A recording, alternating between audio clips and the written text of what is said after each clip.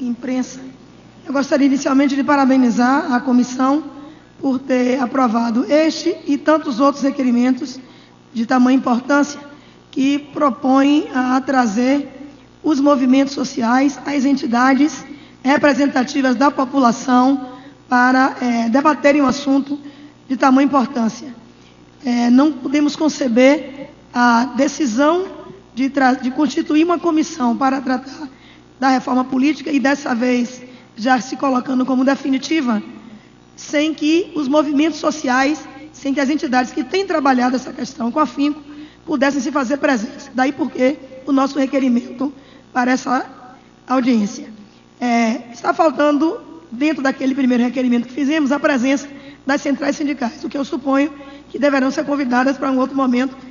Suponho que o relator tenha pensado em fazer várias audiências e sistematizando por temas e também pelos movimentos sociais. Daí porque ainda existe, constante do primeiro requerimento, as centrais sindicais que não foram ainda convidadas para estarem presentes. Fizemos também um outro requerimento convidando as mulheres, diversas mulheres que compõem as instâncias que vêm discutindo a questão da participação das mulheres em todo o contexto, principalmente na política, e gostaríamos que essa audiência das mulheres pudesse ser marcada com uma certa antecedência para que nós pudéssemos mobilizar as mulheres para estarem aqui presentes. E aproveito para fazer essa solicitação ao nobre relator e ao presidente que fizesse uma combinação com os autores dos requerimentos, na medida em que marcasse a data da vinda das entidades, porque esta mesmo eu senti que houve um certo prejuízo em função de ter sido marcado na quinta-feira, na sexta, praticamente não tínhamos ninguém aqui, e segunda, os deputados também ainda não tinham chegado. Daí porque eu acho que temos uma fraca presença dos parlamentares que já haviam assumido o compromisso anteriormente, em função de não termos tido uma antecedência maior na divulgação dessa audiência pública. E, para mim, eu concebo que é uma das audiências públicas que deveria ter uma maior participação em se tratando de CNBB, de OAB, do MCCE, né, que tem feito tanto trabalho de envolvimento da população nessa discussão. Bom, mas queria entrar no assunto propriamente dito e dizer que comungo com muitas das propostas, e nós, enquanto Partido dos Trabalhadores, também comungamos com muitas das questões que foram aqui elencadas, e a primeira delas é o não financiamento empresarial. Concordamos que efetivamente tem sido um grande problema, não que seja a única causa da corrupção, mas tem sido efetivamente um instrumento de troca de favores, e nós achamos que é pertinente que possamos fazer imediatamente esta mudança com a reforma política, justamente não deixando que continue a passar o financiamento privado de campanha, o financiamento empresarial. Mas também achamos que esta PEC, na realidade, ela visa constitucionalizar o financiamento privado. Daí porque nós precisamos nos posicionar de forma veementemente contrária a isso. E até porque eu acho que nós devíamos lutar para que o ministro Gilmar Mendes pudesse efetivamente devolver o processo para que a votação da DIN fosse dada sequência, porque na medida em que o STF já deve estar com o seu posicionamento firmado pela quantidade de votos já colocados, e, portanto, a gente estaria aqui trabalhando uma PEC que constitucionaliza quando o próprio STF já coloca a inconstitucionalidade. Seria uma incoerência. Então, acho que nós devemos fazer este movimento, e os movimentos sociais também devem fazer este movimento de pedir ao ministro Gilmar Mendes que devolva e que haja celeridade no processo de votação da DIN. Gostaria de dizer que combinamos também no que diz respeito à participação das mulheres. E estamos fazendo emendas que gostaríamos que fosse apensada por diversos outros partidos políticos e parlamentares, para que tenhamos as 171 assinaturas, garantindo a paridade de gênero. Concordamos também com as propostas aqui colocadas.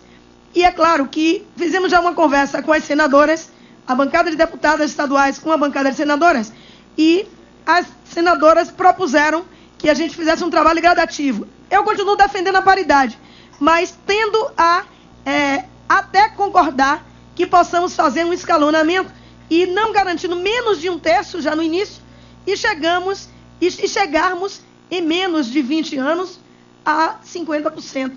e já estaremos por demais atrasados, porque somos mais da metade da população e somos menos de 10% nesta Casa Legislativa e nos demais parlamentos. Portanto, acho que paridade de gênero é uma bandeira que precisa estar sendo colocada e espero que essa emenda seja apoiada por todos. Concordo também com algumas das questões que foram aqui elencadas em relação ao formato, à forma e ao sistema. Mas eu queria tirar uma dúvida, inclusive, com o representante da OAB. Quando o representante da OAB coloca que o primeiro turno se votaria na lista onde você está votando no conceito, na ideia, na proposta. E este outro, no segundo turno, se veria o dobro para o número das cadeiras das candidaturas. O senhor chegou a citar um exemplo aí de 4 candidaturas. E o senhor coloca uma coisa que eu também concordo, que precisamos não ter essa quantidade imensa de candidatos e que isso implicaria em mais custos, implicaria em uma série de outras questões. Mas, por outro lado, eu tenho dúvidas, e por isso que eu estou colocando isso, para que a gente pudesse fazer um debate melhor, se isso não cessearia o dobro, simplesmente, não cessearia a possibilidade de novas lideranças surgirem. Por quê? Quando a gente limita um número que seria desse dobro, a gente também faz com que se perpetuem aqueles que disputam frequentemente eleições, vencendo ou não, mas que às vezes são os mesmos. E a gente inibiria a possibilidade de termos uma renovação das lideranças. Por isso, e que a candidatura facilita essa renovação de liderança, as pessoas passam a ser, os seus projetos e as suas identidades, o que defende, passa a ser mais conhecido. Então, eu acho que talvez pudéssemos pensar em algo, não necessariamente 2 turnos, mas seguindo a sua proposta de garantir que haja uma votação primeiro na ideia e depois no candidato, que pudéssemos pensar de que forma poderíamos melhorar esta proposta para que também pudéssemos levar, eu particularmente pudesse levar ao Partido dos Trabalhadores, para que fizéssemos essa reflexão de podermos trabalhar numa proposta construída conjuntamente. Já estou finalizando, senhor presidente, senhor relator e senhores convidados, e que eu agradeço muito a terem aceito o convite, mas em relação à questão do financiamento público, que é o que nós defendemos, e estamos propensos também a poder acatar a proposta do financiamento de pessoa física e, obviamente, ressaltando o limite de R$ 700, corrigido, obviamente, pelas correções oficiais necessárias, mas que também seja resguardado os 40%, né, do total dos recursos públicos destinados ao candidato. Mas eu acho que essa é uma proposição que ainda precisaria ser melhor debatida, e eu acho que a contribuição que os senhores trouxeram nesta tarde de hoje, que já vem trazendo através das manifestações, das audiências que tem construído ou que tem participado, e das cartilhas bastante didáticas e elucidadoras, eu acho que nós podemos enriquecer muito este trabalho desta comissão, que teria muitas outras coisas a falar, mas respeitando o tempo e sabendo que temos muitos outros oradores que desejariam também usar a palavra, eu me limito a encerrar aqui o meu pronunciamento, mas, ao mesmo tempo, gostaria de não só parabenizá-los, dizer que fiquei muito feliz com a fala do relator naquela audiência promovida nesta casa pela CNBB, a OAB e pelo movimento de coalizão, quando o relator se colocou completamente aberto a que não existe pacote fechado, que não existe posição definida e que está aberto, ele tem a sua posição pessoal, mas está aberto a enriquecer este trabalho, ouvindo a todos aqueles que têm o interesse de contribuir, e nós, efetivamente, não abriremos mão de que todos os segmentos da sociedade possam ser ouvidos, porque temos que conceber uma reforma política o mais próximo possível do que pensa a população, combatendo o financiamento que garante, que tem trazido a força do poder econômico, limitando a participação das mulheres, dos negros, dos índios, dos homossexuais, de todos aqueles que são efetivamente não mais minoria na sociedade em alguns desses segmentos, mas que acabam ainda sendo minorias nas suas representações nos espaços de poder.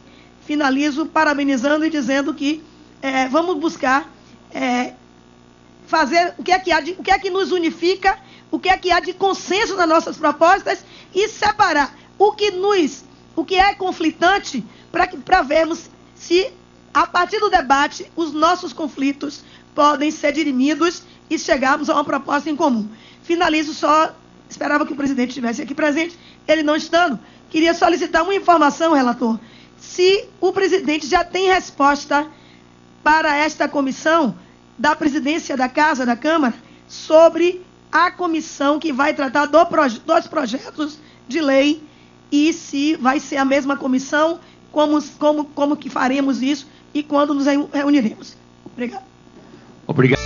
Que não que sejam menos importantes. Um segundo encaminhamento. Ministério de Santos, no meu estado de São Paulo.